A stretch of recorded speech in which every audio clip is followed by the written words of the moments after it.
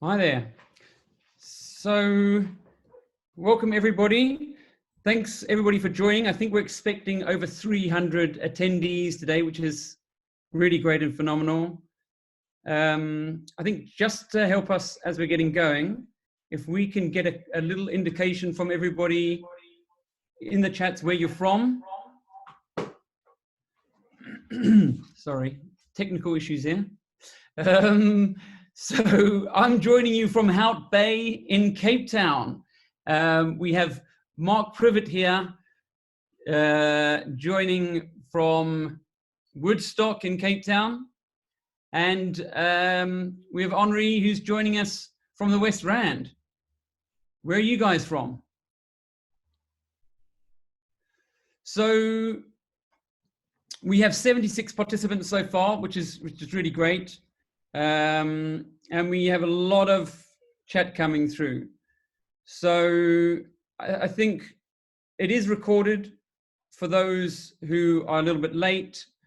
And so we will be able to share this with people moving forward. It's, I think, important just to get the formalities out of the way and introduce some of our guests. So let's get started. My name is Ralf Fletcher. I'm the CEO of Topco Media, and this is our first masterclass for the future of HR in partnership with Simplifying Careers 24. So just a quick agenda. So some points to know. I'm just going to talk quickly around Topco, the future of HR, why it's important, why we're doing this masterclass now. So, what's the impact of recruitment and the tools to organizations and to individuals? I'm going to be introducing you to our two panelists, Marc and Henneri from Careers. We have 5 key questions that we're going to ask them. So really, we're looking for some critical takeaways. We'll go easy on them. We have 3 polls that we want you to interact with while Marc's talking. So we really would love your feedback.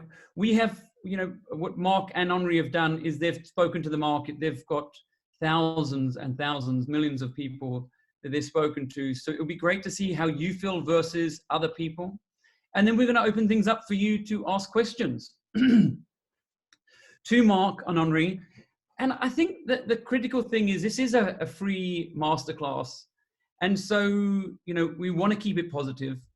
So all the haters and the discontent people, if you can, control your urges, we really wanted to make this a solution-based outcomes masterclass. So we're hoping we bring our best foot forward on that. So let me just see how things are going. Yep, we got some great participants. Thank you all very much for joining. So let's crack in quickly. So Topco's purpose, it's really simple. It's to be the trusted network of top companies in Africa. And I think that Topco's been going for over 25 years now in South Africa. And what we do is we research the top 10,000 companies here on an annual basis. We look at about 100 points of information. And we're really trying to identify and benchmark the best companies, what they're doing, how they're doing it, and share best practice, shining a light on the top performing companies and what they're doing well. So here's some of the products that we do: Top 500, Future of HR, Africa Tech Week, Top Women. You probably would have seen them. So let me talk about the purpose of HR, the future of HR and its purpose. So really, it's a trusted network of, again, top companies and employers of choice in Africa. And in many ways, we feel that we're sort of getting to where we need to be. We were voted one of the top 20 HR tech events globally for 2 years in a row. And what we saw, and I approached Marc sort of 6 years ago, Careers 24, and we've been working together in partnership on this initiative for the last 6 years, is what we saw is a change in the demands of the workplace. We saw people's, the people where they're working were looking not for a paycheck, but for a purpose. That it wasn't so much about their satisfaction, but really around their development. How are they developing? What's their journey? And how can we help them with their journey? And it wasn't so much about having a boss and that tiered infrastructure. It was really around a coach. How can you coach people to be the best version of themselves? And sort of annual reviews turned into ongoing conversations, not once a year, but sort of every week.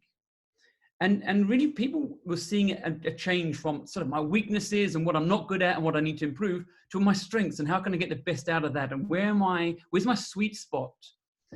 And it changed from my life, my job to my life. And I think we're seeing that more and more, and we're seeing this disruption, we're seeing this change.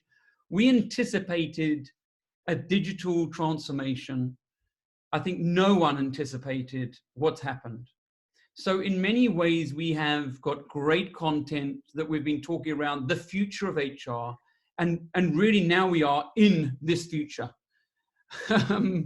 So it's both exciting, it's fearful, there's a lot of anxiety. A lot of people don't know what to do and how to do. And I suppose that's really what makes this engagement so important. What we're seeing more and more is that agile, lean ways of working are becoming far more important. So how responsive are we? How collaborative are we? Bringing multi-skilled teams. Gone are the days of siloed working. It's multi-skilled teams building out products on a weekly or 2-weekly basis. It's making sure that everybody has digital capabilities, even more so than ever, especially with the lockdown. The traditional physical legacy businesses will not work in the new future. One of the biggest insights that we've seen more than ever, and we sort of knew it, but was good and great leaders and managers is a differentiator more than any other aspect of top performing organizations. And so for you, it's important that you identify, you learn, you coach, and you continuously improve the skills of those people, as well as making sure that with the war of talent, you're acquiring the very best leaders and managers, because they're the ones who are going to coach and mentor these new skills, this new path that we need to endure. So hopefully that was just a quick introduction about who we are, what we're doing, why we're doing it. I think with every challenge comes opportunities. And for us, we typically have 350 people coming to our annual events, and to have today 300 people subscribe, never mind interest. I think we had close to 5,000 interested people clicking on the information. So we're seeing a huge amount of people who are looking for insights and looking to learn and looking to build their best team. Individual performance will never outperform team performance. And I think that's where the future lies, is how do we bring teams of people together to build out customer-centric organizations for the future. So on that note, I just want to introduce our two speakers, Marc Privett, the General Manager of Simplify, and Henneri Crous, the Sales Manager for Simplify and Careers 24. Welcome, guys. Thank you. Thanks very much. Thanks very much, Ralf. As you mentioned, we've been with Topco for 6 years now with the future of HR. And as you mentioned, I think the future of HR is now. We are looking at it now. All those things that we were speaking about as pipe dreams, as things that are coming into the future, we're already there now. And now's the time for us to adapt and adopt and just change. A little bit about me. So as you can well imagine, my name is Marc Privett, and I'm the GM of Careers 24 and of Simplify. I've been working in the online space, or the digital space, for 20 years now. So I guess you could call me a digital native. This is my 10th year at Careers 24. So I've been here for quite a while. I'm a career Media 24 person.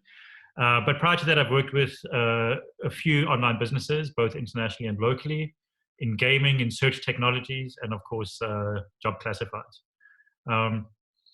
And if we look at the industry, I mean, as much as the recruitment industry can be a tough one, particularly at times like this, in my mind, it's really the most rewarding.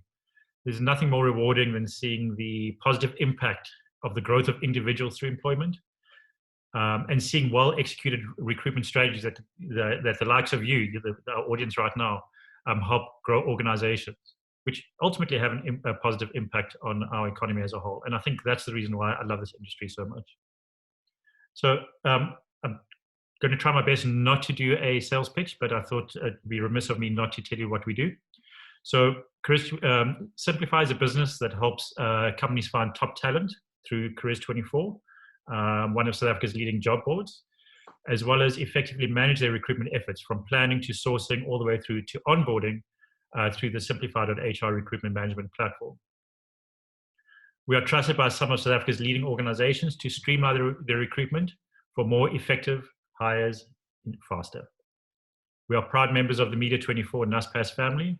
So with that pedigree, we are South African first, but we also have a global view on how to leverage the power of online platforms to uplift audiences, but in this case, obviously candidates and companies alike. In addition to our online platforms, we also offer consulting services and training services to ensure the adoption of recruitment best practice, not only to improve companies' time to hire and quality of hire, but also to ensure that the recruitment is compliant with the relevant labor laws and POPIA. Don't worry, that's as sales pitchy as it's about to get. So why did we jump at the opportunity to speak about this? When Ralf mentioned this to us, I thought, well, this is really interesting. If you look at what's happening right now, South Africa and the world at large has been upended by this massive black swan event.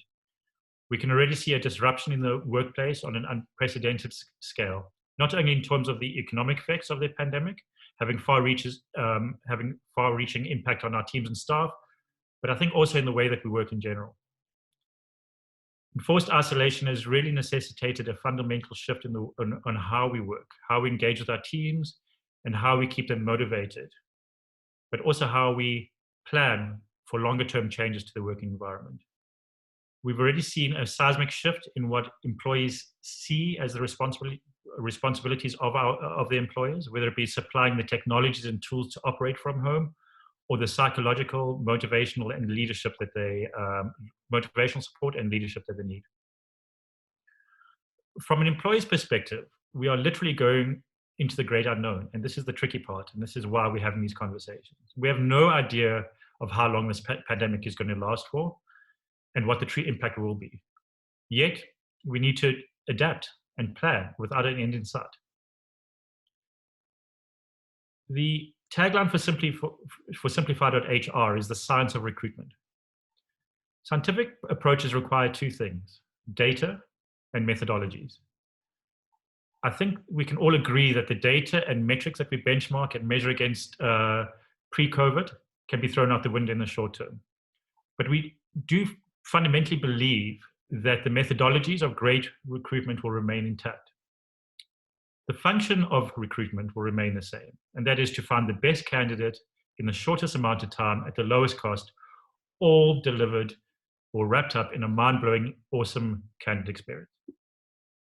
So for me, the aim of this discussion is to really help recruiters understand what the current reality is, give some views on how we see the workplace evolving, and hopefully offer some tips and tricks on how to use this time to improve or adapt the recruitment process to be more effective, competitive, and candidate-centric.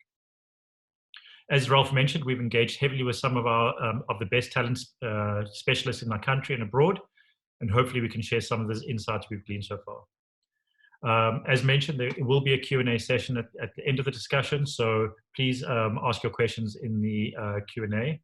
Hopefully we'll be able to answer all of these as best as possible, but please understand that there are some areas that we're just not able to answer. The truth is we're all in this adventure together, and it's initiatives like this one that Topco brought to us that can hopefully spark positive conversation and help us navigate our way forward. Oh, we will also share a link to our coronavirus impact survey that we're currently running. I'd really appreciate if you could spend five minutes of your time to complete the survey so we can understand the impact. The survey is anonymous, but we will share the outcomes with the survey once we close it. Thanks very much.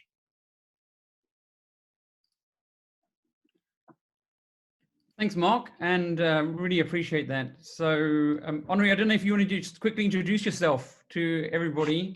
I think it's amazing, and I think that's why we're so grateful for the partnership, is that I think to have an organization that really is centered on the science of recruitment to identify the best companies with the best user experience is critical, and obviously the insights of the data is also really, really great as well. So I encourage everybody to fill in that report and survey. Some really good questions in there. Over to you, Henri. Thank you, Ralf. Thank you, everybody, for joining us today. Like Ralf introduced us, I'm Henneri Crous. I head up the sales department for the Careers24 Simplify business unit of Media24 Naspers. Yeah, I've been in the recruit tech business for about 13 years and pretty much in sales the entire career span, entire career span. But it's like Ralf and Mark said, we in interesting times, and I guess coming from the Naspers business, which is a very entrepreneurial type of environment, we actually are quite excited about some of the changes that we are already seeing happening. And Ralf said we're going to try and keep this positive. There's a lot of negative aspects to what's happening, but also in great change, there's great opportunities. And I think that's where everybody, and especially in the HR fraternity, need to focus on where the opportunities are. How can we do things differently? How can we do things better? At the end of the day, it's going to be a collaborative effort to make sure that we come out stronger on the other side. And like I said, we're quite excited about what the future holds and the opportunities out there.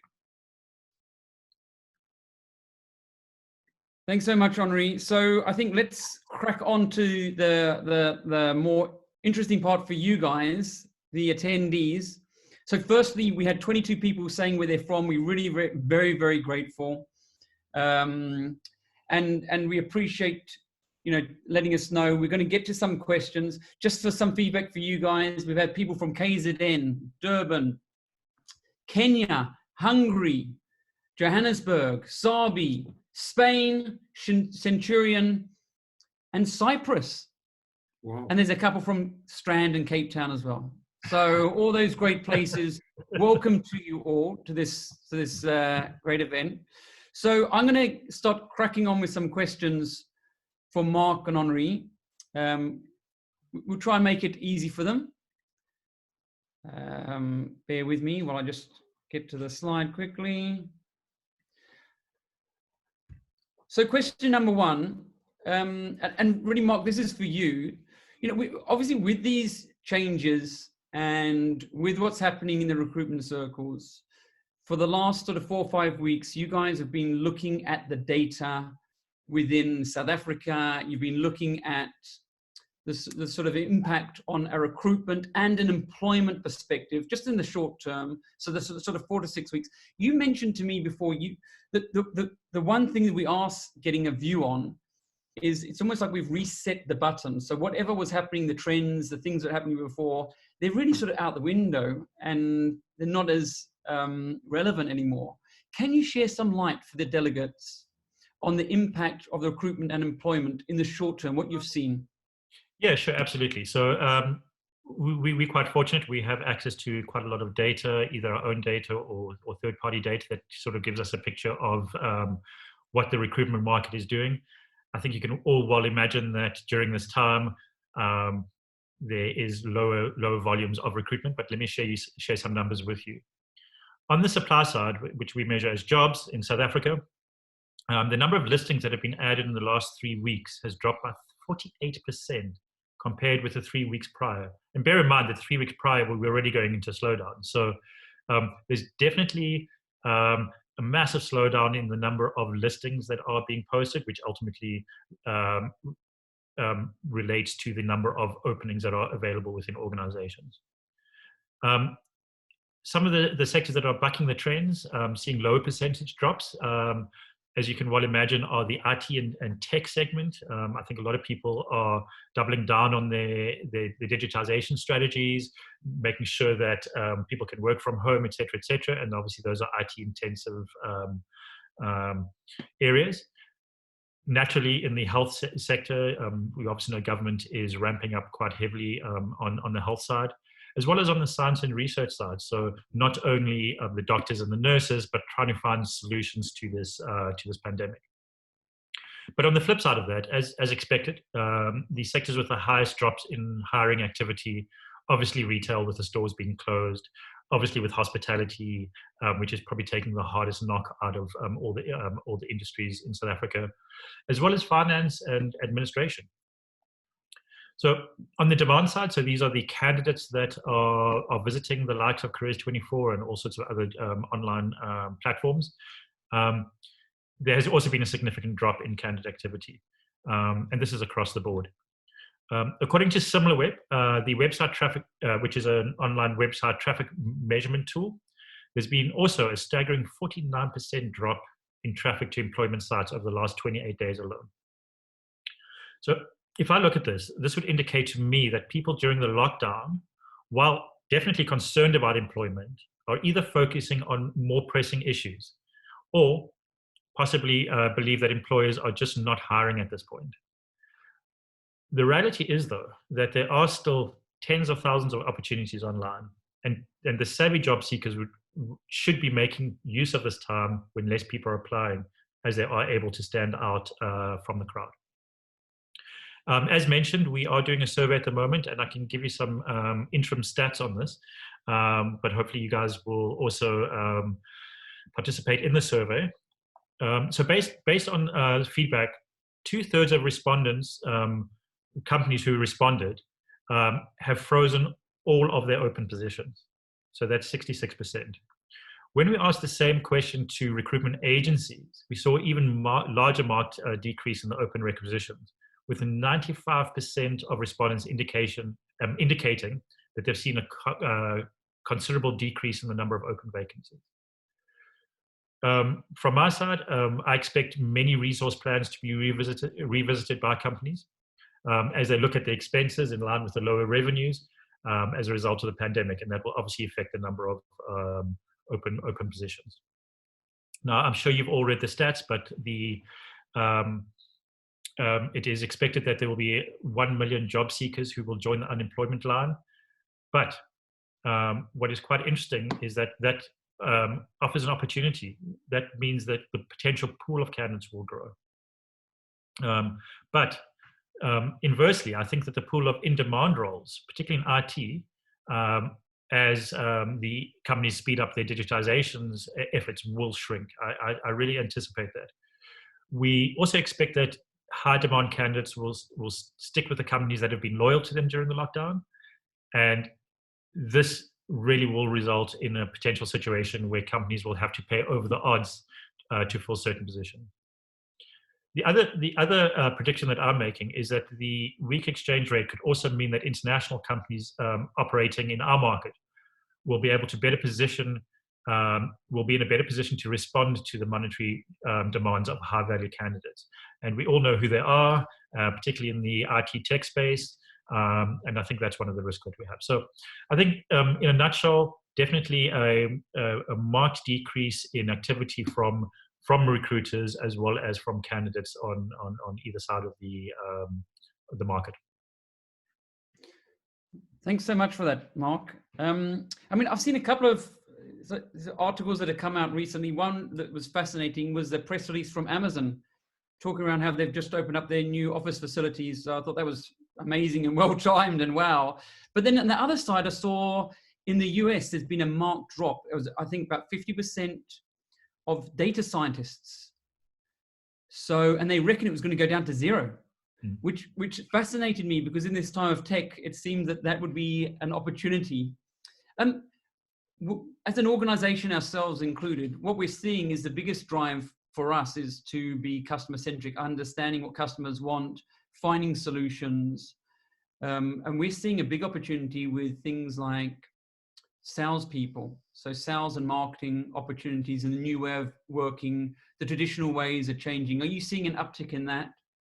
Yeah, so just one or two questions. I just want us to welcome, there's a couple of people from Zimbabwe, Pete Retief, Pretoria. So welcome on board. And Northern Cape, I've got a Northern Cape. So well done, welcome. And we have India, Mumbai, just joined. So thank you to those people who said. Over to you, Mark. Yeah, so just to answer your question, I think sales is also one of the segments that we did see that was slightly more robust than the average, but not considerably so. I think one of the challenges with sales is the freedom of movement. So I think the way people sell, and I can tell you, Henry can attest to this, and we can attest to this, is incredibly challenging in these times. So I think some companies are doubling down where they can sell through call centers or through digital platforms, but I think the field sales area is definitely taking a bit of a hammering at the moment. Okay, thanks for that. So let me get to our next question for Henneri.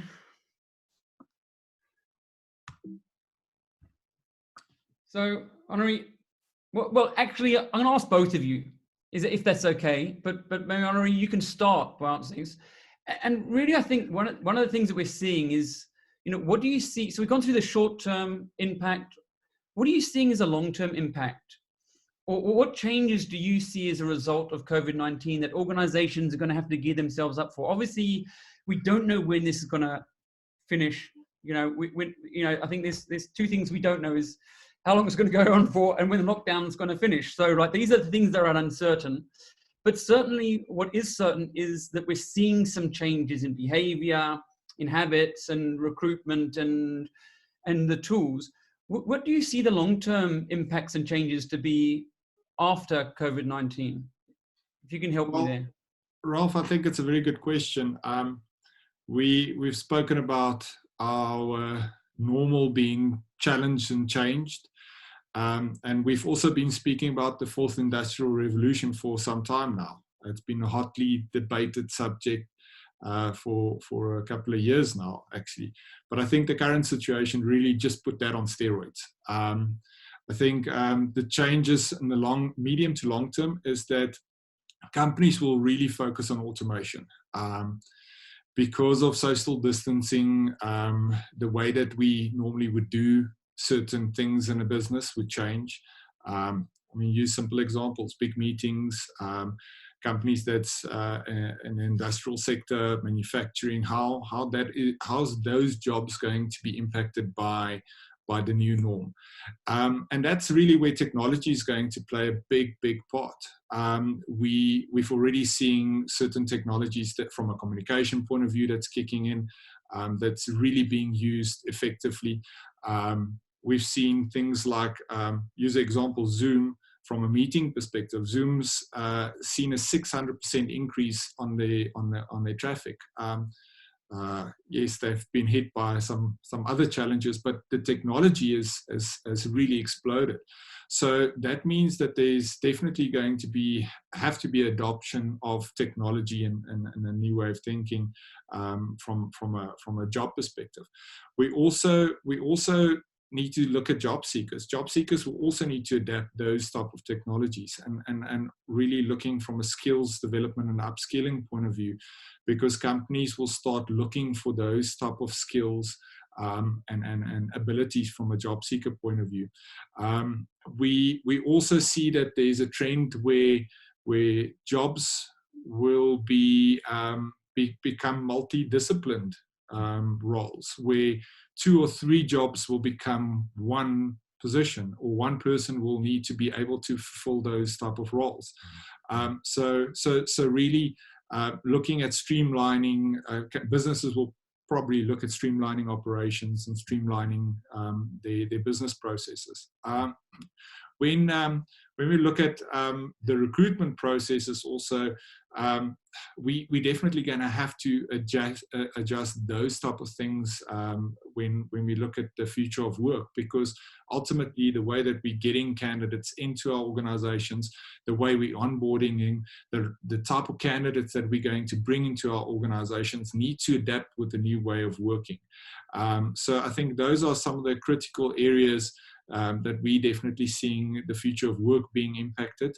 And like Marc said earlier on, that the challenge is that there's over 1 million job seekers that's probably going to be affected by this situation. And the reality is it will probably create an environment where a lot of those job seekers would start their own businesses, or start a little SME or startup, and will also drive innovation. So we'll probably see that there's a lot of those type of skills being introduced in the traditional or the gig economy that we've also been talking about for some time. If I can just add to that, I think there's two things that I would like to add there, if you don't mind. I think what we'll be looking for in a candidate will change as well. So I just did a bit of a list of the traits or skills that I thought would be key for the candidate of the future. The first one would have to be adaptability and flexibility. We speak about this all the time. In line with digitization, there has to be a level of tech savviness that is inherent in our employees. I think creativity and innovation is key, and it's obviously the antidote to the fourth industrial revolution. So I think that's important. Data literacy is really important, and it's now more than ever. And it's quite interesting to hear what you were saying, Ralf, about data scientists being less in demand. But I think general data literacy and the ability to apply critical thinking to that data is really important. I think, of course, there will always be a need for data and coding skills, but I think wrapped up in that, I think people are looking for leadership. I think people are looking for emotional intelligence and hunger for learning. So one of the questions that we ask in our polls is, how, have you been more productive or less productive or somewhat less productive in this lockdown period, in this new way of working, which will, to a larger or less degree, in my opinion, continue at some level. And that's where you need emotional intelligence. People need to be able to self-motivate. They need to be able to drive themselves, and that's where that emotional intelligence comes in.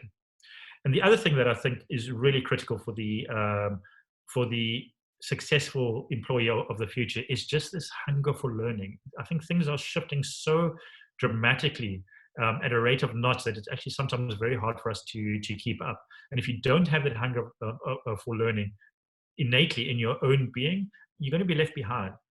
I don't think it's I think, yes, there's a responsibility of employers to teach, but I think you also need to be able to teach yourself and be able to remain relevant and in the marketplace. The other thing that I think is really going to change a lot, and also one of the topics of our survey, so please once again go fill it in once we've given you the details, is I think the concept of an 8-hour or 9-hour workday will be challenged, totally challenged.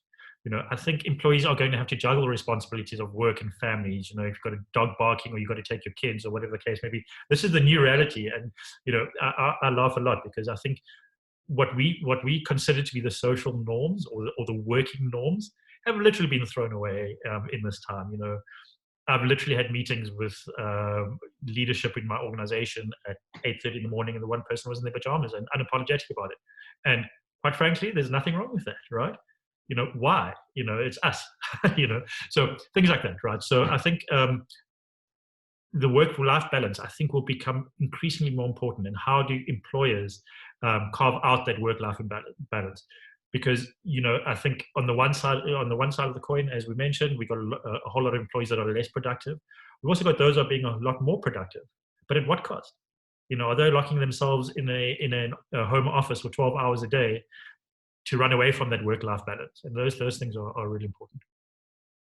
And from some anecdotal evidence from our own teams and feedback from the market, I think, we expect this trend to continue of flexibility, without a doubt. And as I mentioned, I think the risk is that employees will potentially work long hours and not be able to switch off from work, and that could cause burnout and apathy towards their employers. So I think that's important. And just to wrap that all up, I think the last thing I think will be really important, not necessarily on the hiring side, but just on how we manage our employees. I think the employee engagement will become even more critical. Companies will definitely have to find new ways to keep employees engaged, and whether it be new technologies or whatever the case may be. Regular, structured communication will be key so that we can keep our staff motivated and engaged. So those are the three things that I definitely see there. Wow, thanks so much for that. Now, it's interesting. I mean, you talk about, are you more productive at home or work? I've definitely become more productive, but I've got a little cottage that I've hauled myself in, and I don't see my kids in the day. So for me, it's definitely been probably unhealthy productive. And I suppose we all got different stories and situations. What I see, and sort of wrapping up what you're saying, is something that we're looking at is certainly getting that right candidate. And so how do we find that right candidate? And things are changing. And it almost seems that the accountability now moves more to the candidate than the organization because of this fluidness, continuous learning. And so one of the things that we're looking at is things like mindset, and certainly the growth mindset versus the fixed mindset, and how are you testing that? And so we're seeing tools like psychometric testing and these sorts of things are far more important now than they ever were to help guide and part of the recruitment process. And that's why digitizing the process and the recruitment solution can really bring in using data to find those links, really seeing that moving forward. We've got a couple of questions that's come in the post. We've got some people from Zanzibar Hospitality that's joined us. Thank you very much for that. Please let us know where you're from. We're over 100 participants. Thanks for joining us. We are under pressure for time. We've got a couple of questions still to do. So let me get to the next question quickly.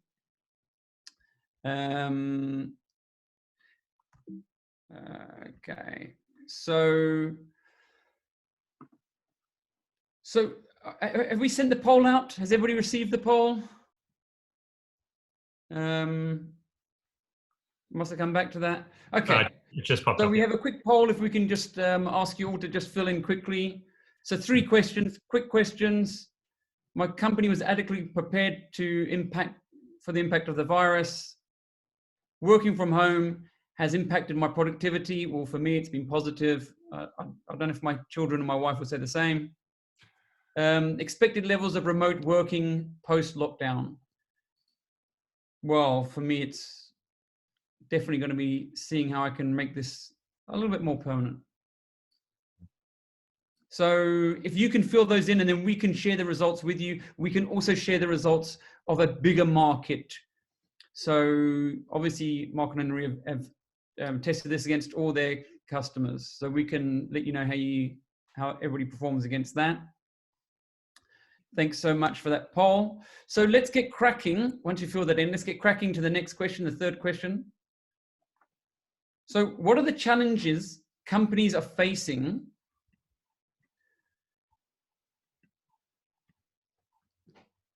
and what are progressive companies doing to tackle the current hiring challenges? Henneri, you've been very quiet. If you can help us with that one. Yeah, Marc likes to talk. He said you like to talk.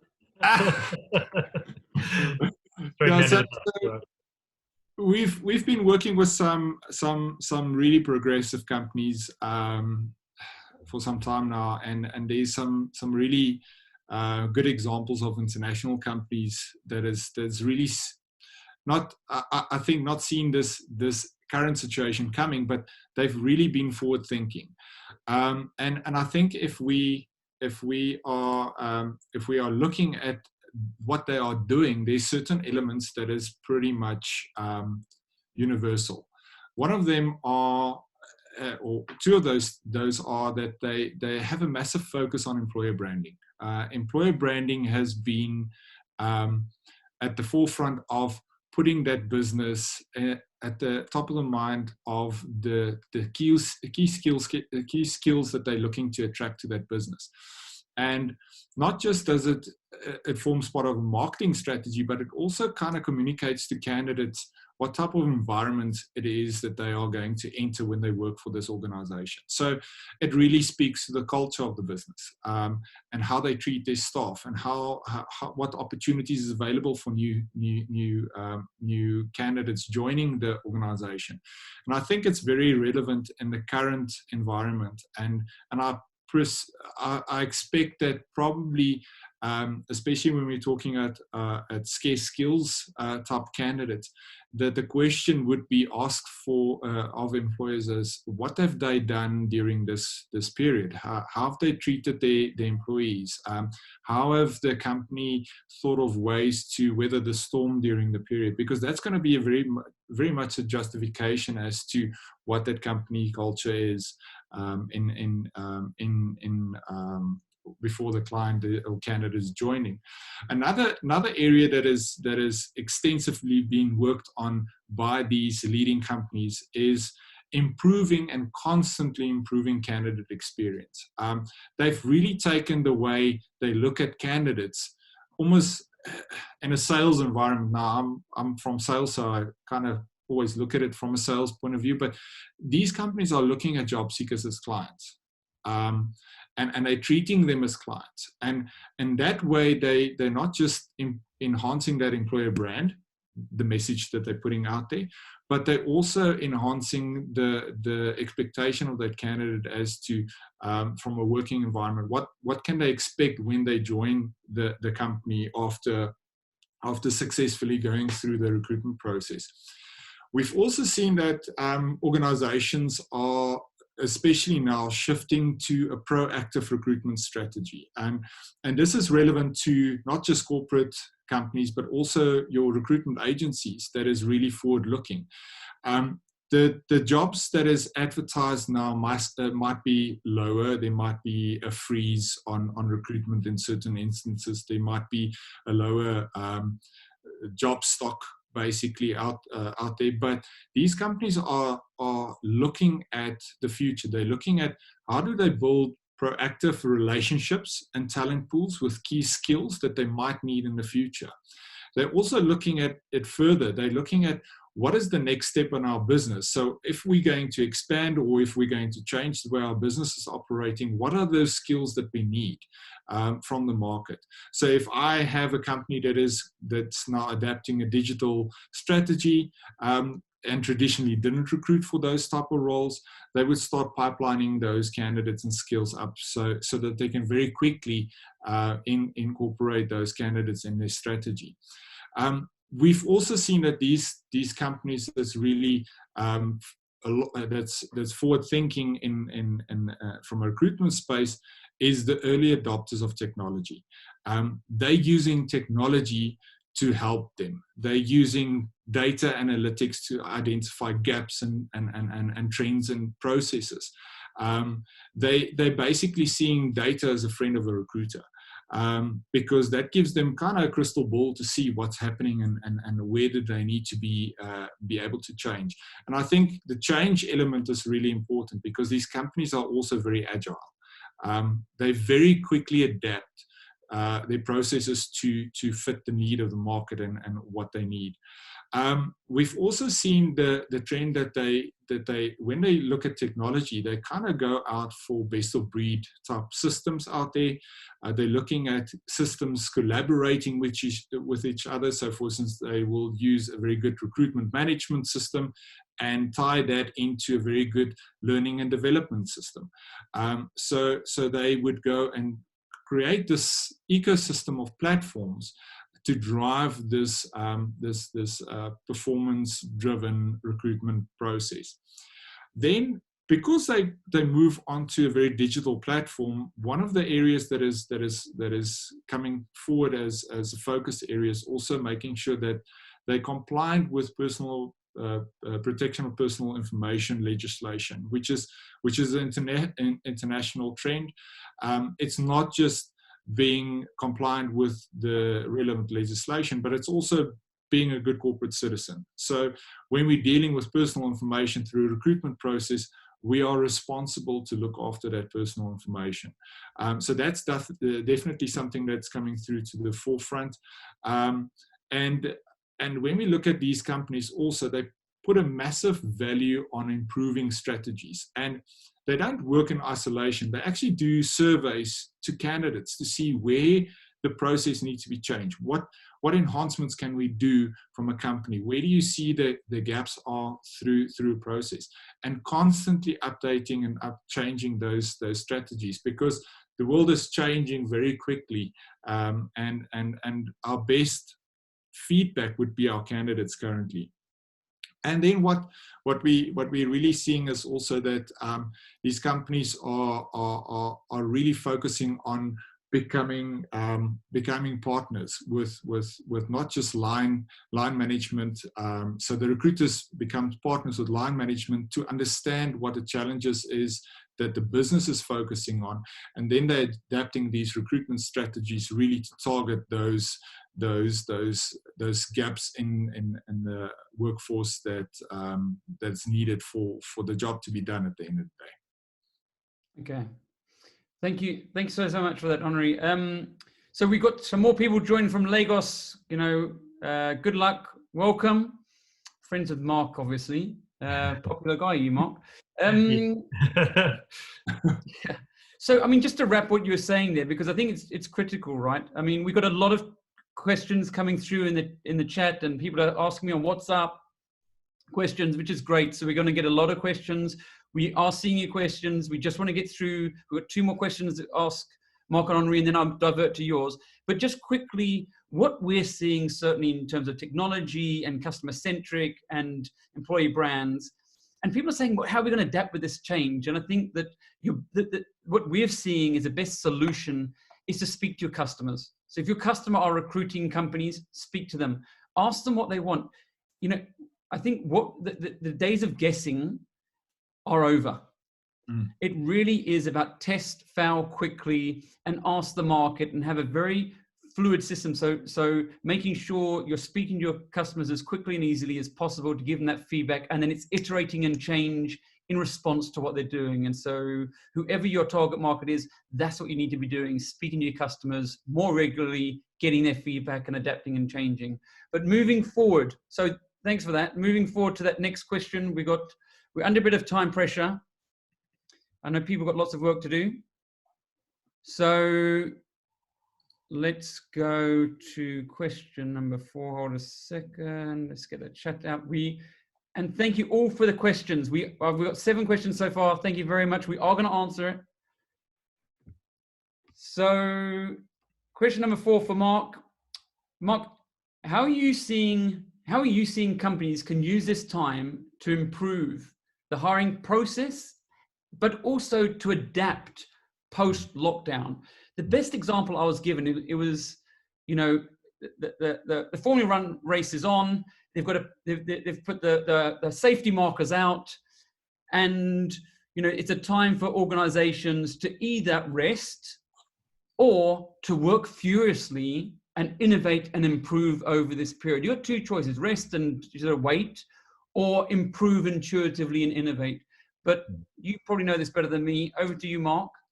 Great, sure. I think a lot of the points that I want to discuss have been touched on before, but I'm just going to reiterate them because I think they're really important. I think the first one, and this is definitely not a sales pitch, but you have to digitize your recruitment process. You have to make sure, as a recruiter, you can recruit from any location, and conversely, and on the other side of it, that your candidates can interact with you wherever they are. And by the way, it will be predominantly mobile in the South African context.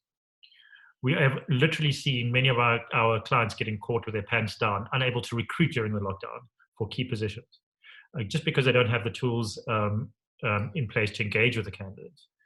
Quite frankly, if you don't have a cloud-based recruitment management system where all your candidates are management, then managing effectively is going to become a difficult task. So I'm not going to harbor on that point, but I think it's really important that you look at it at the moment. The second thing is that I think you need take this time to really work on the candidate experience. And I'm not talking about the employer brand, I'm talking about the experience of a candidate from when they apply all the way through to either being rejected or onboarded or whatever the case may be. So I think you really need to ensure that your candidate onboarding experience process is slick, professional, and puts your new employee at ease. But even the basics, and by the way, we see the data because we obviously have a platform that we can see what people are doing. Respond to your applicants. That is like the very least that you can possibly do, right?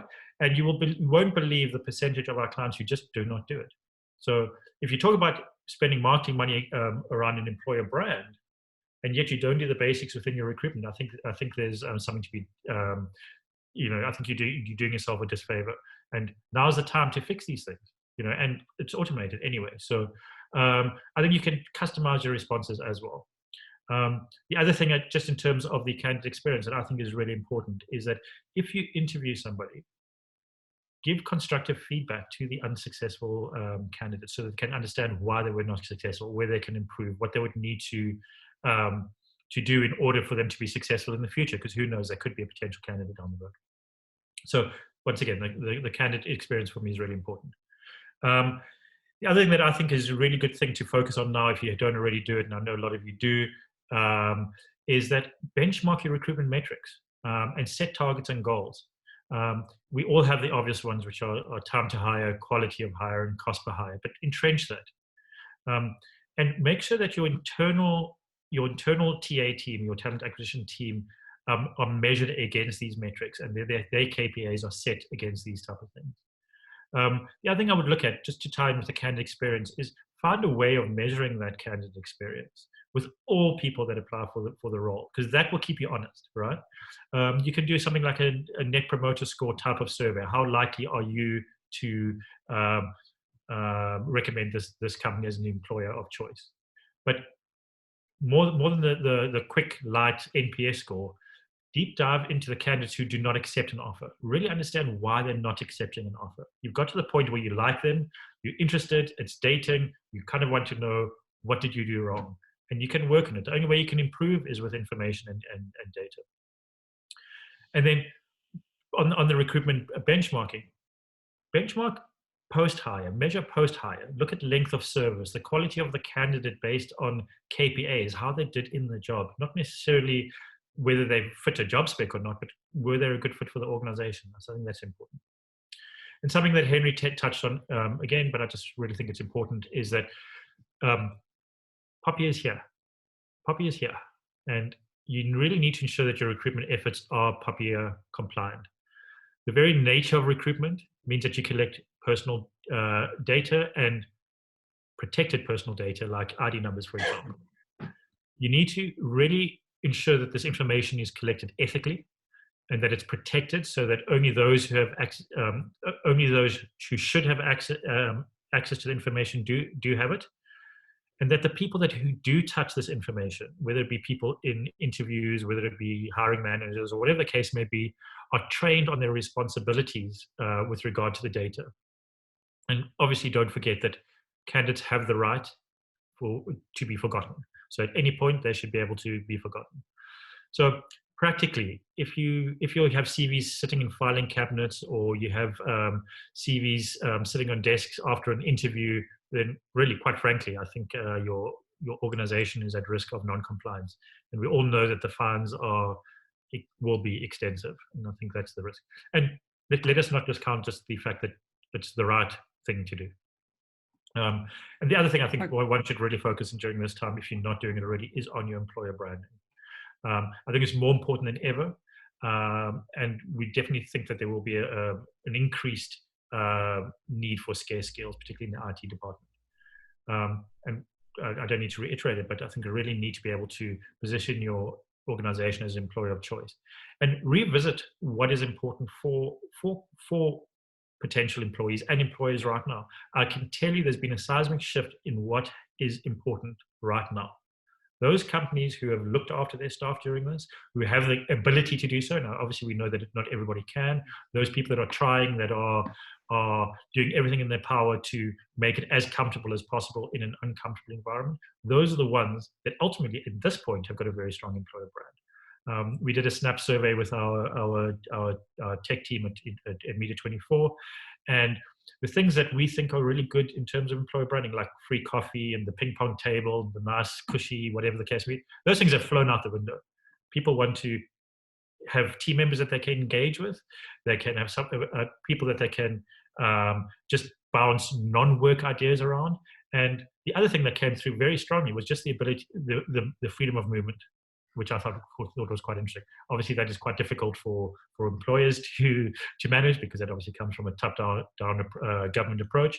But the things that matter now will probably be different from what mattered 6 months ago. We look at your employer brand. And the other question that you mentioned was, how do we take this forward? Like, what are the changes that we're going to see? And I think really the reason why we're having this this conversation right now, is that in order to be successful in the future, you have to listen, whether it be your employees, your suppliers, your whoever it might be.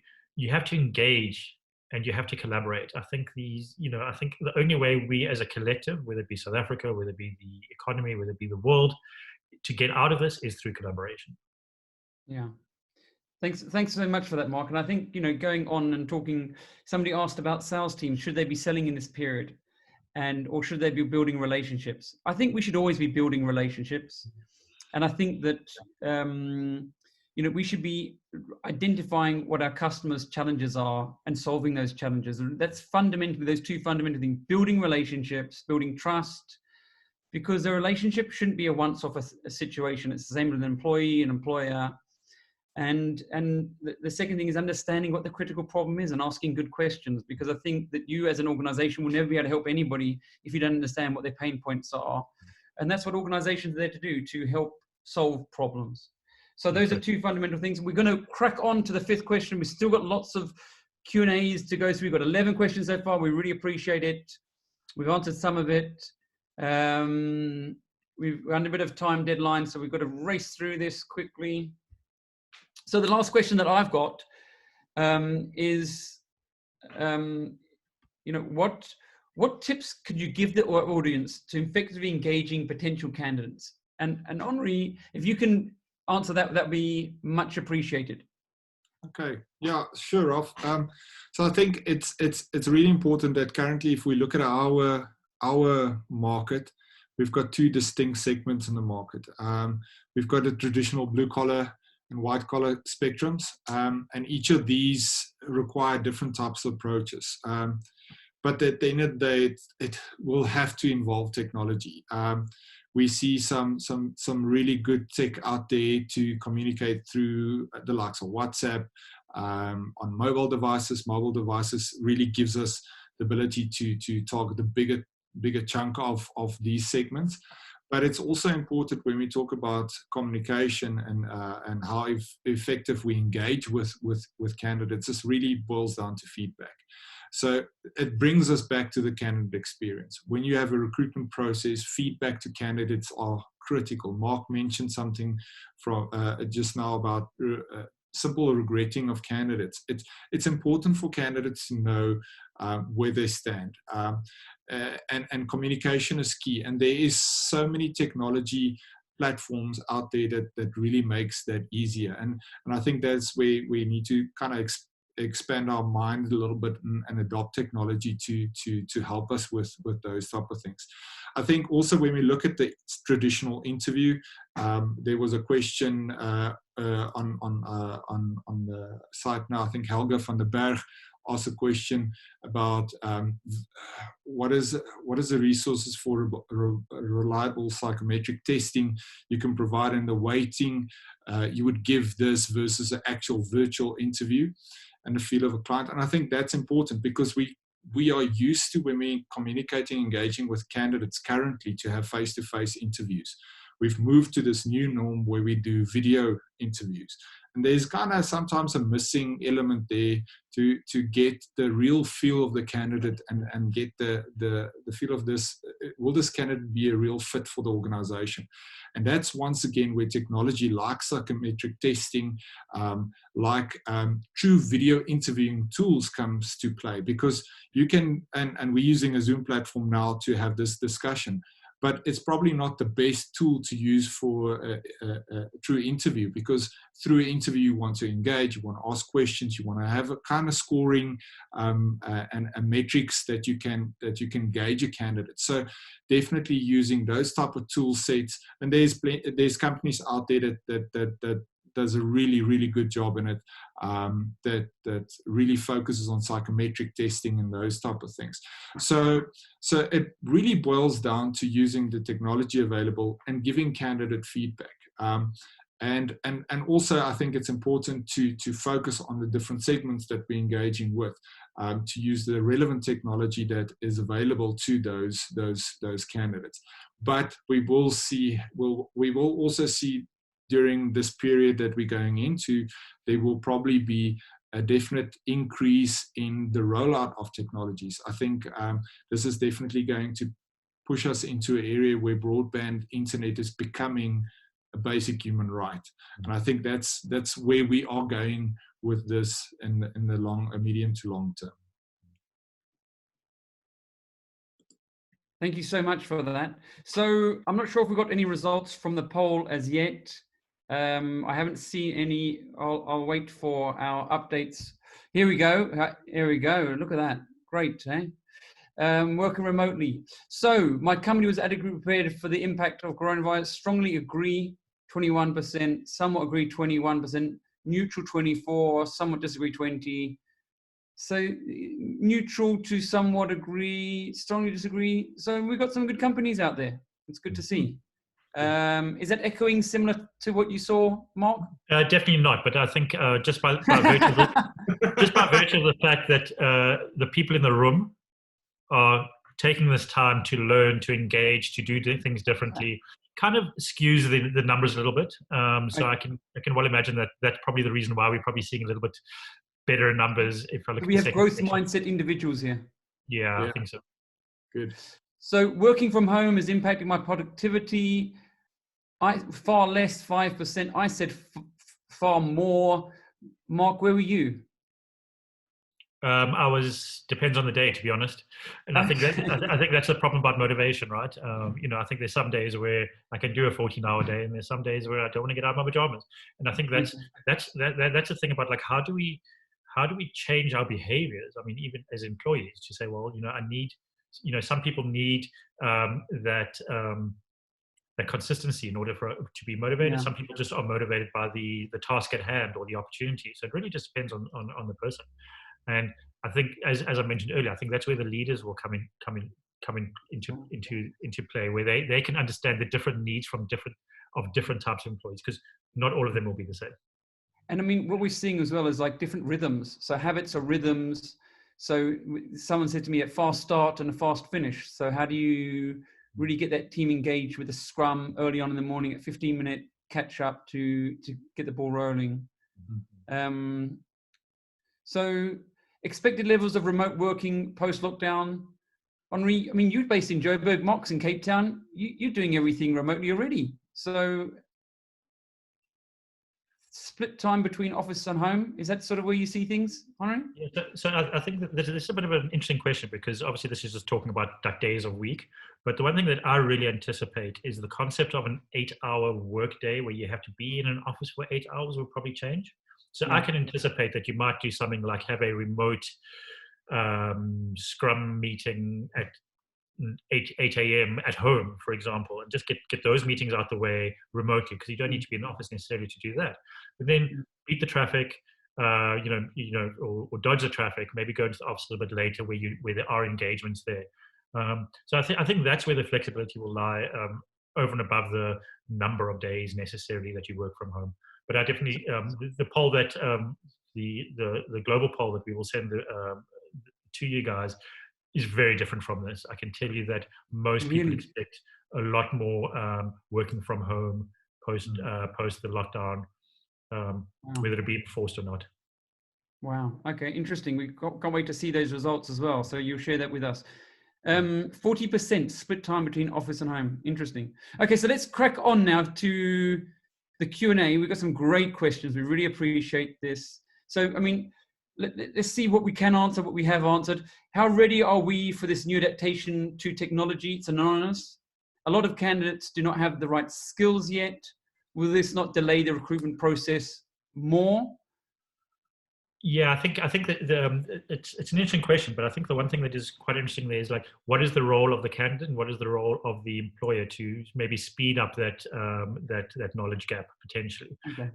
So that's the thing. So, like, when you are looking for candidates, you might find there are candidates that don't necessarily have the skills right now or the ability right now, but through aptitude, through all those type of things, they are able to be fast-tracked. And that's where the gold sits, actually.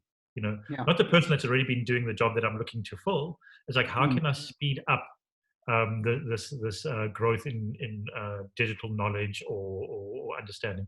It's a very tricky question. I think we all know that in South Africa we effectively have two markets, and the one is incredibly challenged.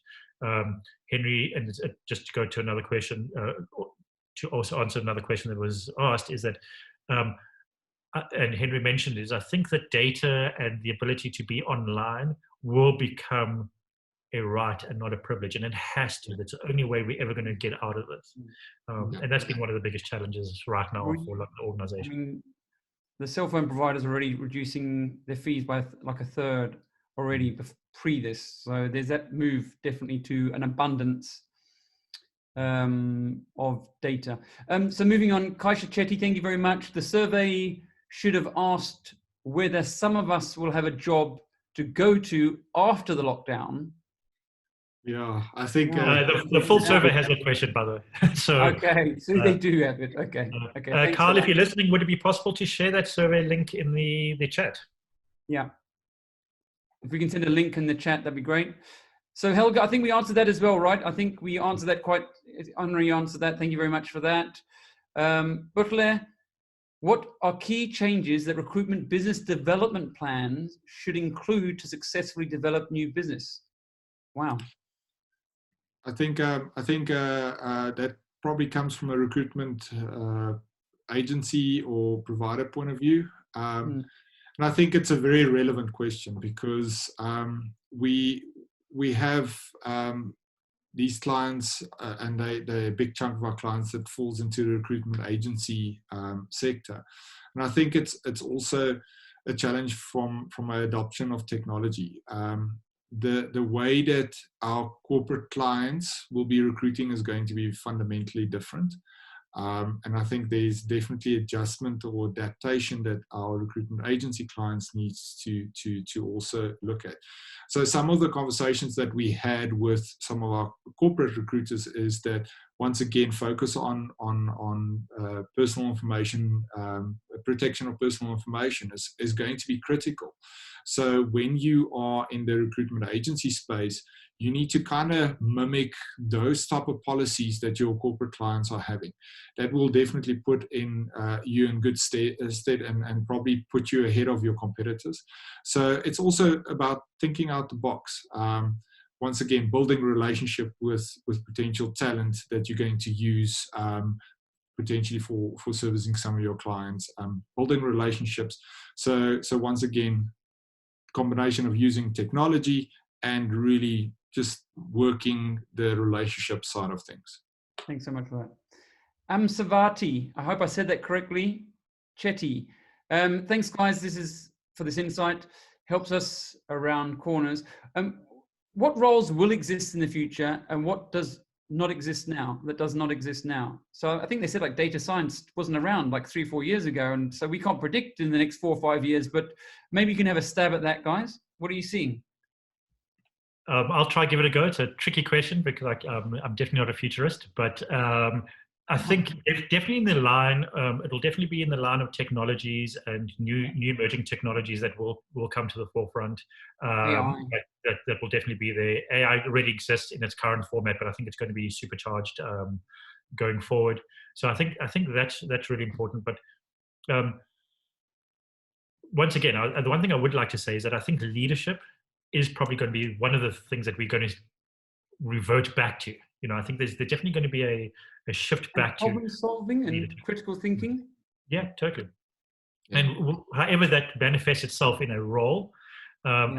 Also, I think the concept of a role, the role itself is probably going to change. I think people are going to be more multifaceted, require more multitasking, multidisciplinary, and that in itself will require a different type of skill set in order to do that. Thanks for that. Okay, so wow, I like this one. Kerwin, Maria, nice question. Do you think there will be a decline in salaries for the same roles? Well, I hope not. For me. Well, I think there already are declines in salaries in many cases where well, especially if you're a C-level in an enterprise business. I think a lot of them have that. No, but to be honest, I think it'll be depending on the role itself. I think there will definitely be some pressure on salaries for certain roles where there is an abundance of talent. But on the flip side of that, where there is a war for talent, there will always be an upwards drive of salaries. As mentioned, I think exchange rates and international companies playing in our domain might also affect that as well. So that's I think it's horses for courses in that case. I think on that also, I think a lot of companies are going to move towards productivity related remuneration as well, especially when we look at the concept of work from home. KPIs will probably form a big portion of how salary structures would be structured against. So yeah, it's a tricky question. We don't know. And we can get to that as well. There's a number of good companies doing some great stuff. So Tasha Hillebrand, do you think the environment will create more opportunity for contractor employment instead of permanent employment, which is more or less what you said now anyway? Yeah. And also that ties into the gig economy.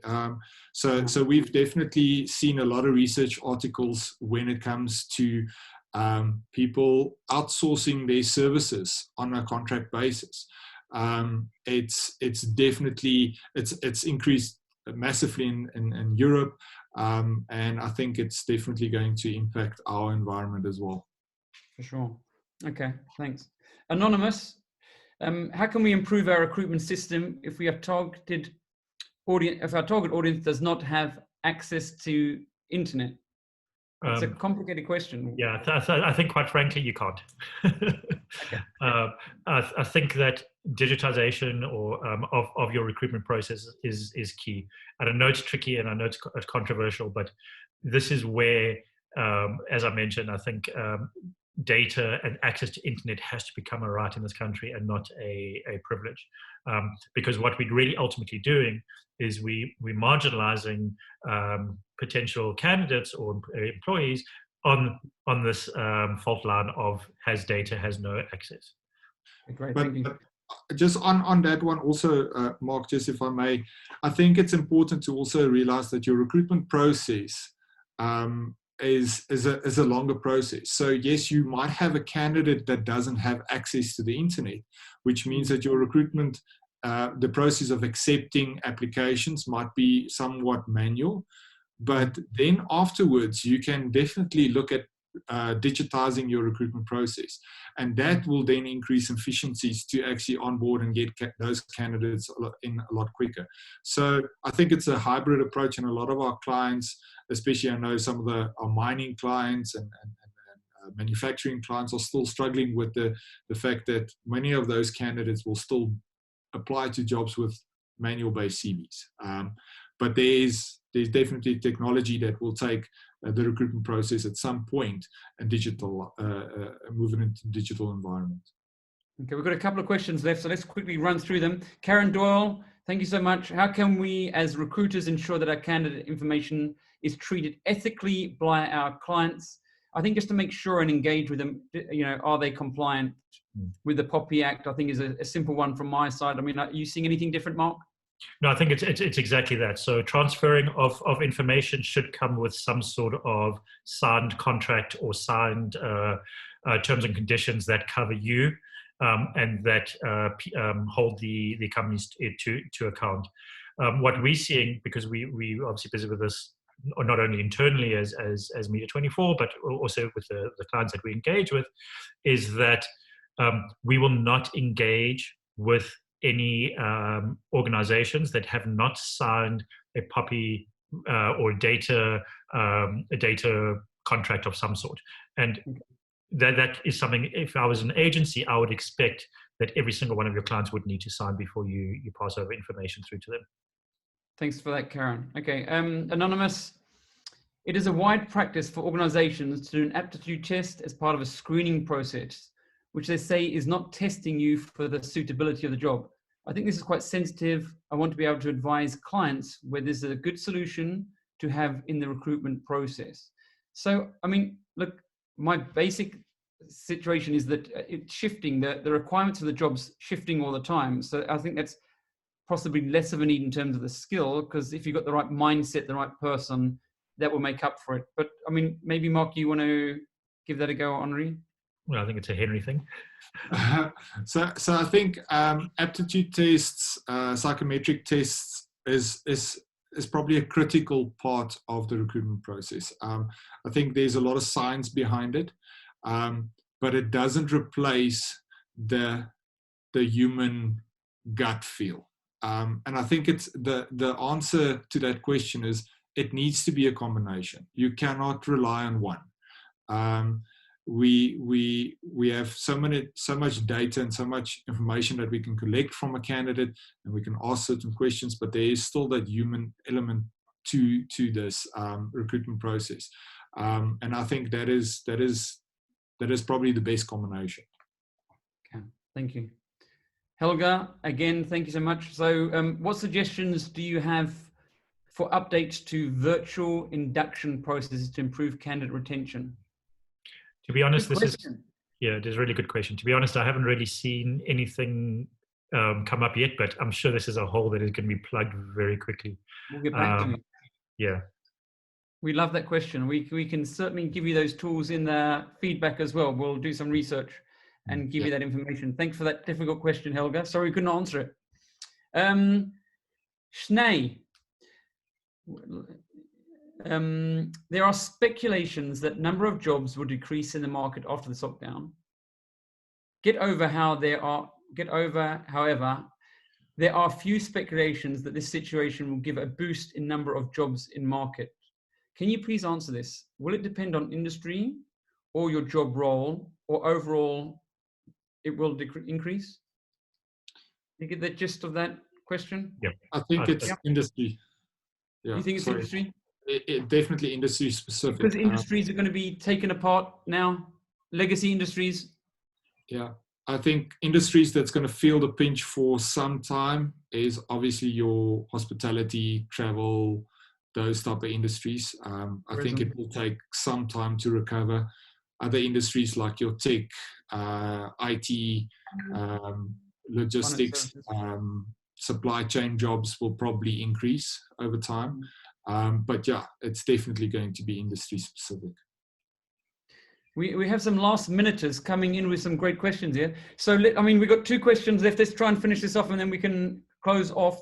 We really appreciate your time, Marc and Henneri. Thank you very much. But so I want to ask, Decalerdi has asked, since most recruitment companies are closing, what can one ensure that the company remain open during this time? Go lean. Yeah, it's a very tricky one, and I think this really depends from recruitment company to recruitment company. I think we know, and we see it definitely in our market, that a lot of them are under significant pressure. The only thing that I can possibly suggest is that make use of whatever government initiatives are being put in place to try to protect the business going forward. I think it's we know that there are a lot of smaller agencies that live from month to month and from placement to placement, and these will be the most affected.